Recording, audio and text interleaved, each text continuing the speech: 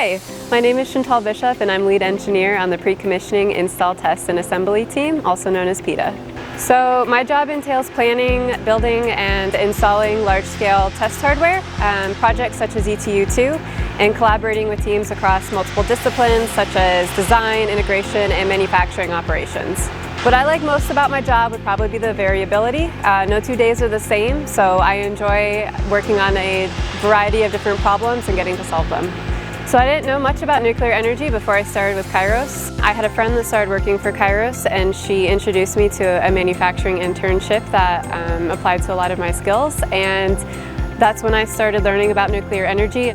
Working for Kairos Power is working for an employer that really cares about what they're doing and about improving people's quality of life in the environment.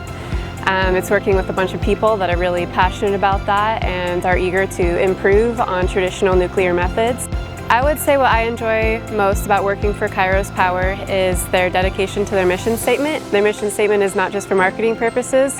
It's something that the entire company truly believes in. You will not find an employee that is indifferent to our mission statement, because you get to work with a lot of passionate folks and you get to work on something that is new and exciting and going to improve the lives of lots of people.